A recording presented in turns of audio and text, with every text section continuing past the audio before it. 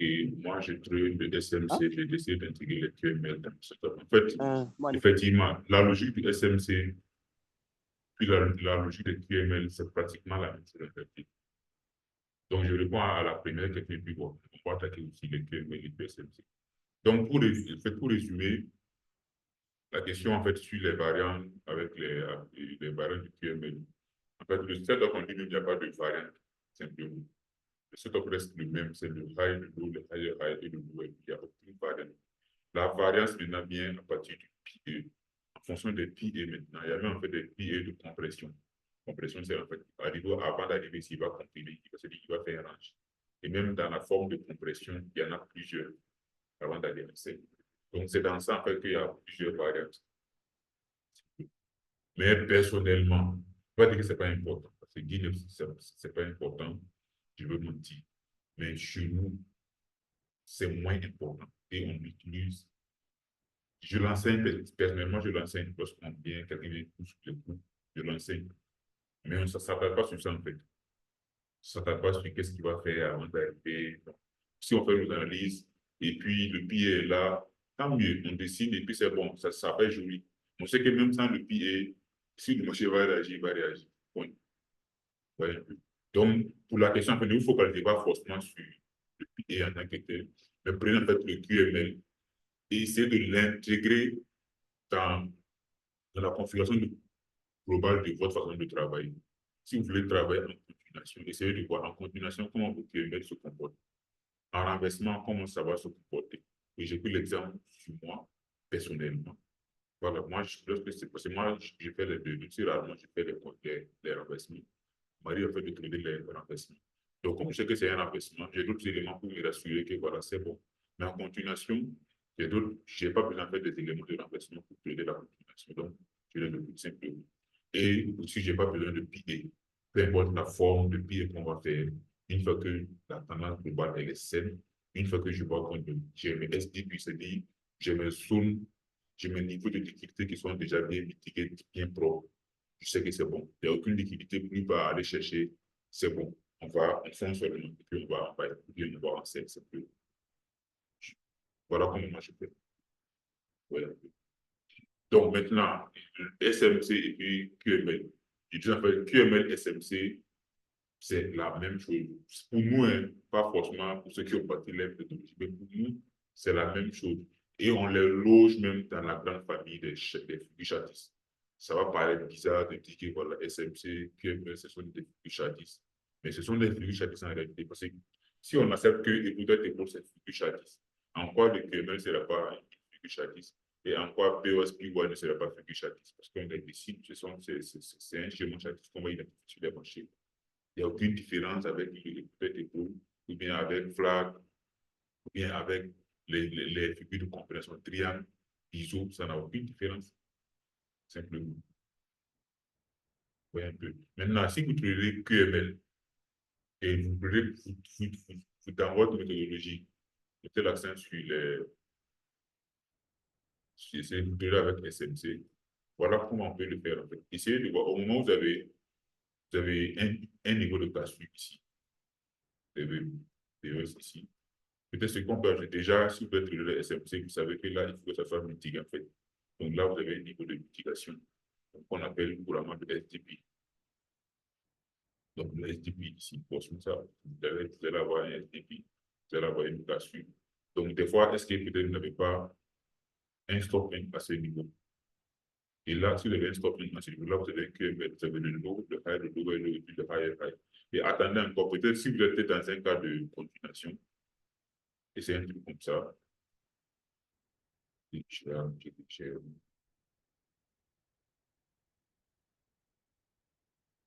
c'est bon.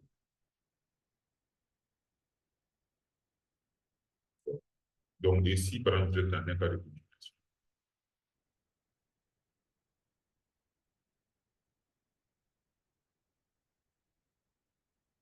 Donc, voilà, vous faites. Attendez en fait que cette impulsion passe ce niveau. C'est vraiment important. Ça, c'est une petite cassure interne. Et ça, c'est bon lorsque vous voulez faire des configurations d'entrée à tête inférieure. Lorsque c'est pour faire des entrées à tête inférieure, c'est bon. Mais si c'est pour le setup en lui-même, personnellement, tant que ça ne casse pas, je ne le casse même pas la tête en fait. Le setup, je ne le prends pas. Et ça, encore, peut-être ça va être des trucs de préférence. Mais faites, remarquez bien, si vous avez une cassure interne sans la cassure externe, qu'est-ce que ça donne comme résultat? Vous allez vous dire, waouh! Et avant, je ne prêtais pas attention à ça. C'est quand j'ai commencé à regarder, tu vois ça comme ça. Donc, c'est bon. Donc, enfin, essayez de voir le niveau qui a servi de stop N, qu'il soit cassé. S'il est cassé, mais là, votre QML, mais votre niveau de SMC, votre PY, il est très, très fort. Et dès que ça vient, bon, des fois aussi, les trucs de SMC tiennent compte du poids de la liquidité externe, interne, peu importe. Donc, mais nous, on ne tient pas compte de ces liquidités-là. Dès que c'est bon, on se place et que pouvoir. Et voilà peut-être comment on peut allier SMC et puis QML simplement. Et c'est ce que je peux dire, c'est ce que je fais aussi. Ouais. Dans quelle unité de temps on peut bien voir les QML? Les QML sont visibles sur n'importe quelle unité de temps. Bon, quand je dis ça, c'est trop vague. Mais c'est pour dire, en fait, à la base, si on va travailler, ça va dépendre de votre profil. Si par exemple vous êtes scalper, bon, on va dire scalper avec QML, c'est un peu compliqué, mais bon, c'est pas grave. Donc, peut-être vous allez chercher peut-être sur des 4 minutes, 5 minutes, maximum F15. Ça même, c'est un plus 4 minutes en réalité. Mais c'est pour dire de façon globale sur n'importe quel unité de temps, on va avoir des QML. Il y a des façons pratico-pratiques. Quelqu'un qui fait du swing trading, peut-être sur H1, H4. Et si vous remarquez bien, c'est ce que moi je fais. La plupart des captures, quand j'envoie, c'est des fois sur H4, H1, M30, minimum M15. Ouais. Et donc, ça va être swing intraday. Maintenant, si vous voulez encore descendre plus bas que ça, même sur M5, c'est bon. Maintenant, de façon pratique aussi, plus on va sur le temps inférieur, c'est top également devient de plus en plus risqué. Donc, il vaut mieux peut-être rester sur le truc de M30, M15 que d'aller sur les M1 parce que ça va être trop bizarre. C'est pas que c'est pas trudable. Généralement, lorsqu'on n'a pas une certaine expérience, ça va être un peu compliqué. Okay. Donc, je ne sais pas avec monsieur Lecoux si un peu d'idée c'est bon. Mais le choix, il y a en fait une façon de travailler pour pouvoir faire le choix des unités de temps. Mais ce que je peux vous dire pour le choix des unités de temps, en fait, on fait le choix des unités de temps, pas pour le setup en lui-même, mais pour vous, votre organisation, et si vous êtes plus swing trader, intraday ou scalper. Donc, les unités de temps sont choisies en fonction de ce profil-là, en réalité, que le setup en lui-même. Parce que le setup en lui-même, on peut le voir partout.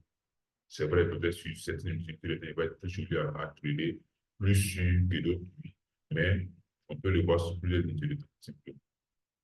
Donc, dites-vous maintenant, le savoir devenir vous êtes plus à l'aise dans le swing, dans l'intraday ou dans le scalping. Ok, si vous êtes intraday, c'est bon. Donc, à partir de M15, là, c'est bon. M15, M30, maximum H1. Maximum H1. C'est bon, ça peut aller. Donc, M15. Des fois, peut-être, comme actuellement avec les soirs de MT5, vous peut avoir même M10. Maintenant, ne descendez pas sous M5. Voilà, sous M5. Ça va peut-être devenir bizarre. Et même ça encore, ça va dépendre des actifs. Il y a des actifs où, même sur le temps faible inférieur, au moins, c'est pas chaotique. Le marché est toujours, la configuration est toujours propre. Les schémas sont toujours bien joués. Mais il y a des actifs, dès qu'on passe sur M5, MMM, c'est pas possible, c'est pas vrai. Donc, il y a encore ce côté-là qu'il faut pas ignorer. Donc, en résumé, vous êtes intraday trader, donc, essayez de voir plus maximum H1 et minimum M10, M5 minimum. Ça, c'est bon. Est-ce qu'il y a d'autres questions sur le QML? OK, donc maintenant, le dernier point de note. D'abord, appréciation globale ici. Je pense que vous avez dit que c'est bon, ça peut aller. Donc maintenant, on va attaquer le dernier point. Donc, comment on fait? On a expliqué, voilà, théoriquement, voilà comment ça se passe. Maintenant, pratiquement, comment on peut faire? Comment on peut appliquer ces différents concepts, cette façon de travailler? Donc, ça va être quoi notre plan d'action? Super, merci beaucoup. Donc, on disait quoi? On rappelle toujours ce n'est pas uniquement ces éléments qui doivent figurer dans le stade de trading, mais c'est vraiment le top 3. Forcément, il faut que ces éléments soient là. Maintenant, chacun, en fonction de ce qu'il veut plus, peut ajouter. Il y a même le money management, mais là même, ce n'est pas au choix. Il y a même le money management. Mais on a voulu prendre ces 3 éléments parce que c'est vraiment les points sur lesquels il faut nécessairement travailler. Donc, en termes de plan d'action, qu'est-ce qu'on fait maintenant? Donc, voilà ce qu'on propose comme plan d'action.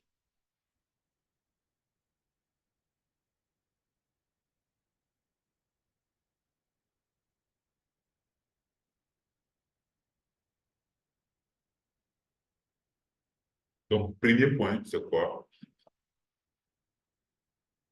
Donc, déjà, on a fait le choix, c'est-à-dire on a fait le choix des éléments qu'on va utiliser pour pouvoir identifier la tendance.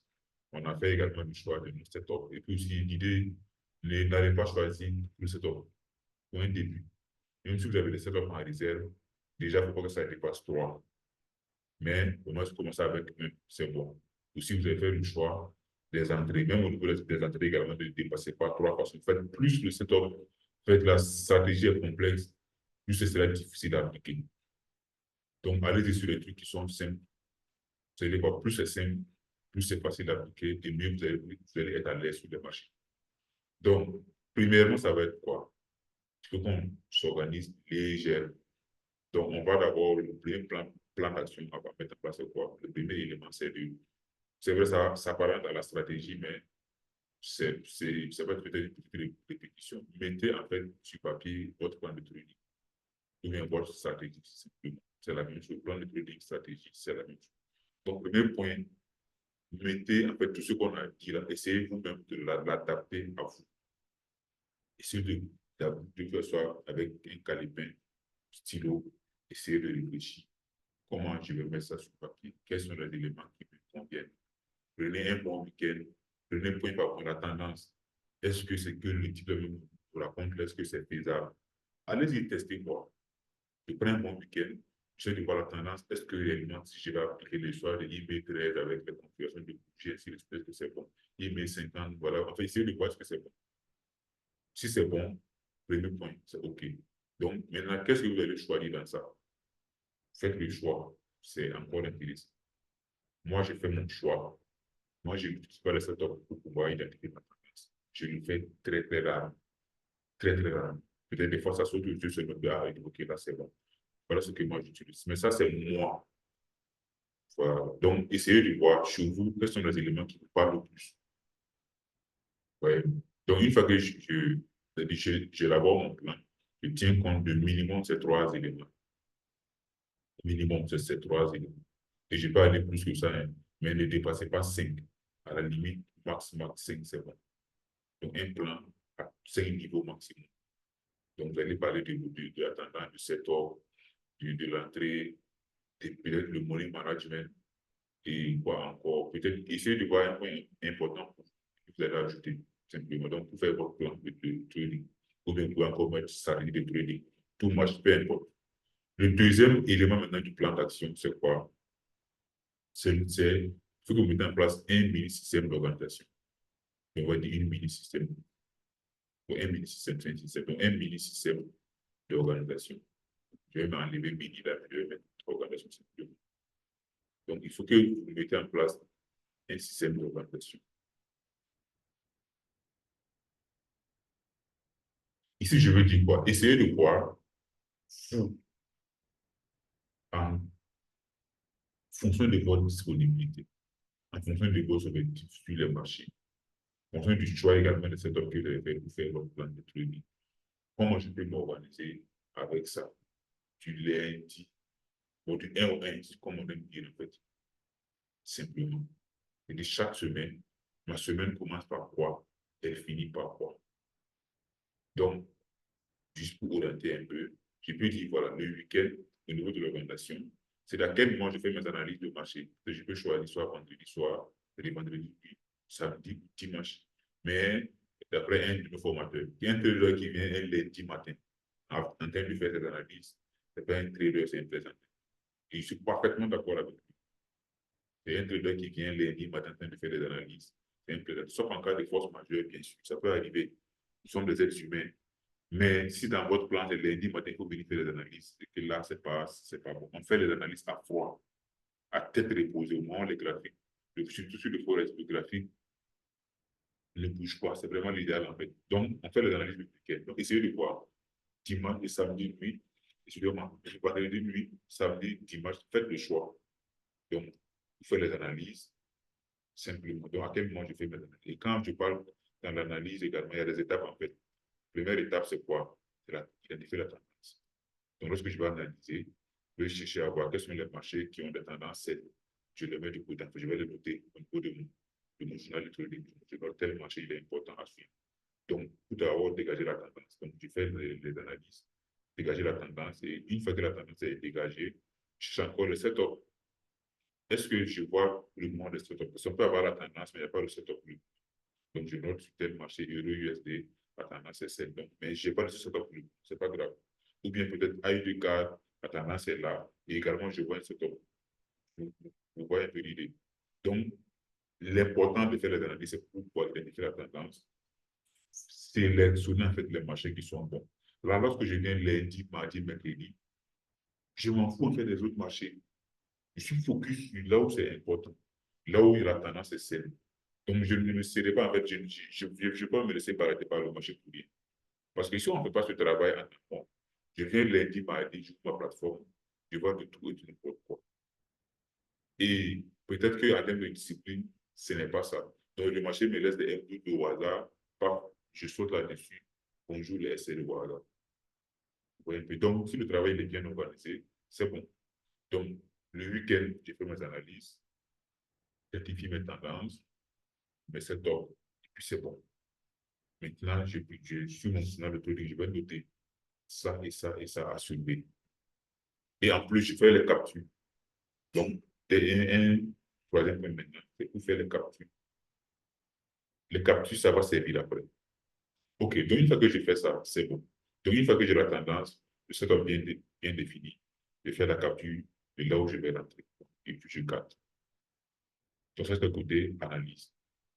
Maintenant, côté aussi entrée. C'est-à-dire, j'ai fait mes analyses, j'ai envoyé la tendance, le setup est OK, j'ai fait ma capture, c'est bon. Maintenant, au moment où je peux rentrer, peut-être au moment de capture, je peux laisser, peut-être au moment où je vais rentrer, j'ai fait la capture. Mais moi, je préfère faire la capture une fois que le setup il est OK. Moi, j'ai fait ma capture. Simplement. Parce que on marche comme ça avec les QML, on a capturé, puis c'est bon. Et si moi, je n'attends pas de confirmation d'entrée. Quand c'est bon, je place mon file, c'est OK. Donc, si toutefois dans votre façon de travailler, il faut attendre les entrées, attendez l'entrée en fait. Au moment où vous allez faire les entrées et vous allez faire la capture simplement. Vous voyez un peu l'idée. Donc, on fait les analyses et maintenant on suit pour chercher les entrées simplement en pleine semaine. Mais l'analyse, c'est carrément le week-end. Et maintenant, en pleine semaine, on va surveiller pour faire, pour chercher les entrées. Donc, on surveille pour faire les entrées simplement. Et maintenant, ceux qui ont le temps, vraiment ceux qui ont le temps, hein, chaque soir, venez faire une revue de marché.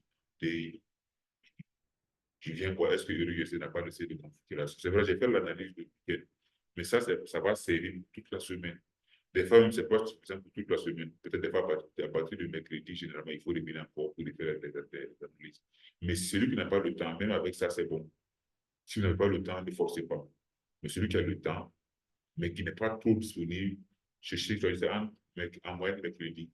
Venez, vous faites encore mise à jour de vos analyses. Peut-être tout le mercredi, j'ai compris. Ça peut aller.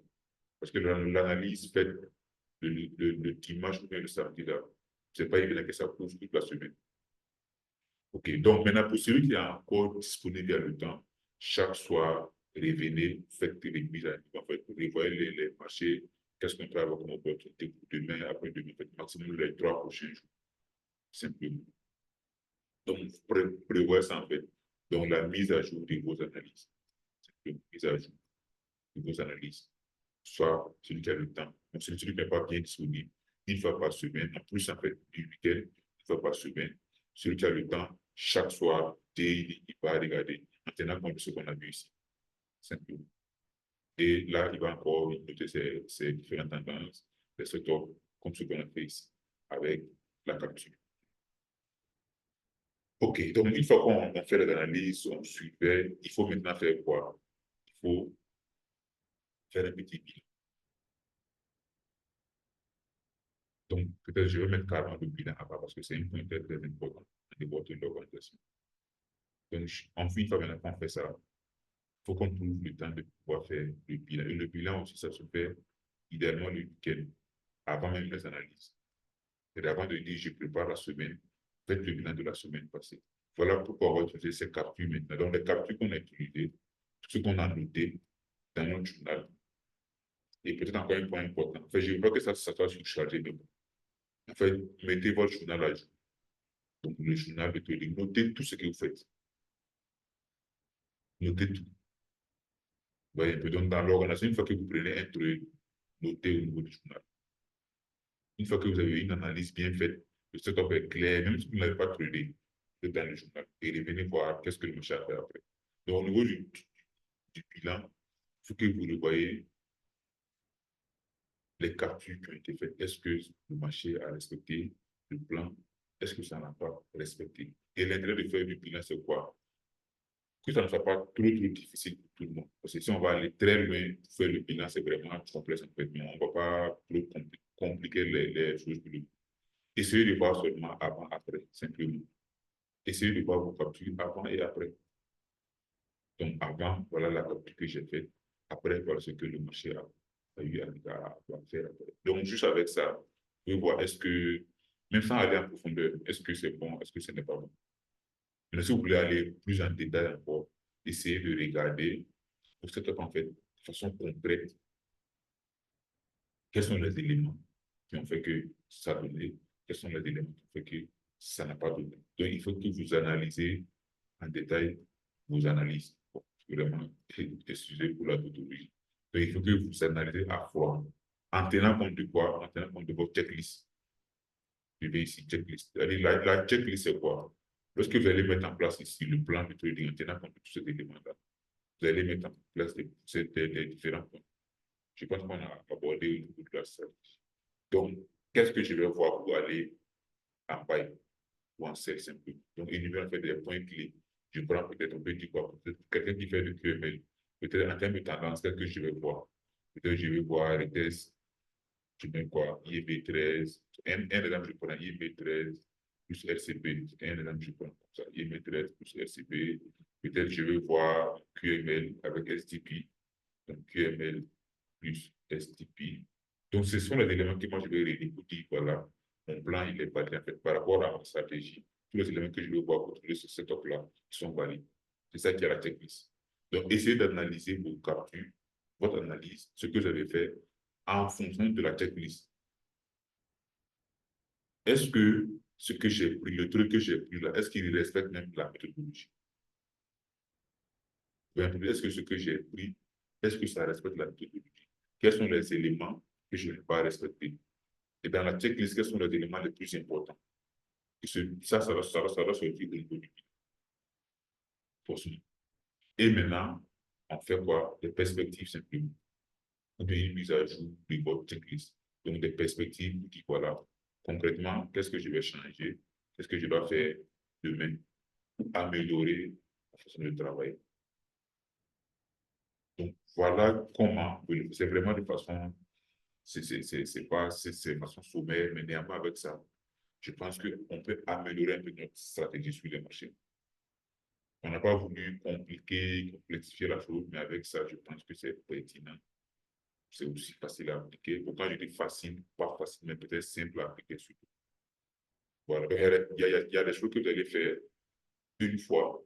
Je ne sais pas, une fois peut-être que vous allez mettre à jour, mais pas régulièrement, ça va dépendre. Une fois que vous avez fait le plan, bon, au moins, il va changer rapidement. Aussi, le système d'organisation, si vous devez le faire, et ça va changer rapidement. Là où vous allez beaucoup travailler, c'est au niveau du bilan. Parce qu'il faut que vous reveniez à chaque fois faire le bilan pour pouvoir vous améliorer. Et les 3 points pour pouvoir vraiment faire le bilan. Juste avant, avec avant, après, c'est imprimé pas. Chaque fois faire les captures pour regarder avant, après ce qui s'est passé. Mais psychologiquement, ça va avoir un impact forcé. Ça va avoir un impact psychologique. Deuxième level, c'est le deuxième niveau de bilan. Essayer de voir en termes de checklist, qu'est-ce qui a marché, qu'est-ce qui n'a pas marché, simplement. Et maintenant, essayer d'ajouter le niveau tout petit possible avec la perspective, avec les perspectives plutôt. Essayer de voir qu'est-ce que je peux ajouter, qu'est-ce que je peux changer pour pouvoir améliorer ma façon de travailler. Et avec ça, je pense que ça peut apporter un plus à la stratégie. Donc, voilà ce qu'on avait à partager avec vous aujourd'hui.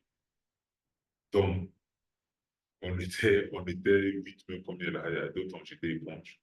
Parce que c'est pas simple aussi, parce que de rappeler que pour être trader, c'est pas une balade à Bankura, pour les cascades, il y a un travail. Et ce travail, c'est pas tout le monde qui est prêt à faire ce travail-là.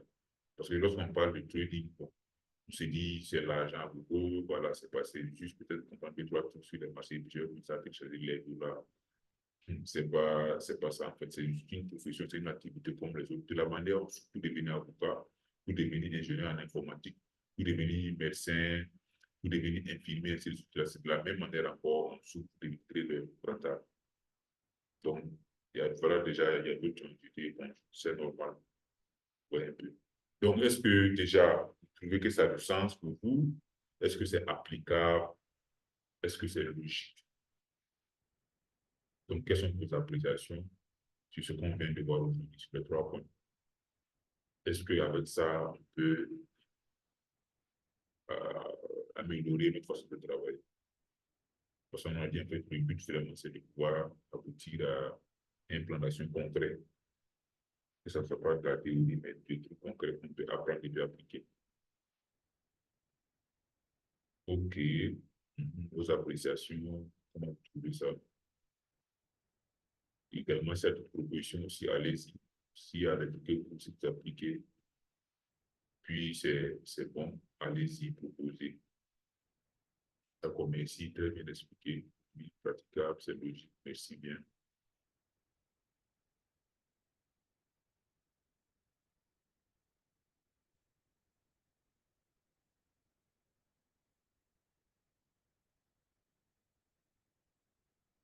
D'accord, d'accord. Donc, s'il n'y a pas d'autres observations, je pense qu'on va.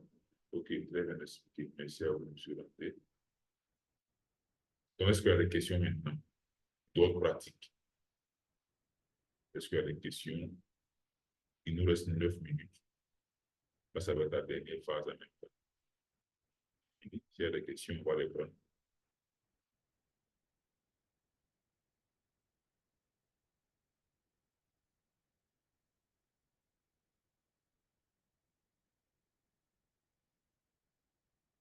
Questions, s'il y en a. S'il n'y a pas de questions, je pense que ça va être bon pour aujourd'hui. Et on va se retrouver prochainement avec un autre thème. Et on va mettre ça sur YouTube. D'accord. Merci à vous, M. Drago. Ça marche bien. D'accord. Donc, bon début de semaine. Bon, on n'a pas encore débuté là. Donc, on va dire bonne fin de week-end à tous. Surtout beaucoup, beaucoup d'inspiration sur les marchés. Et c'est ensemble qu'on avance. Merci beaucoup. Merci bien. Bon week-end à vous et à très bientôt.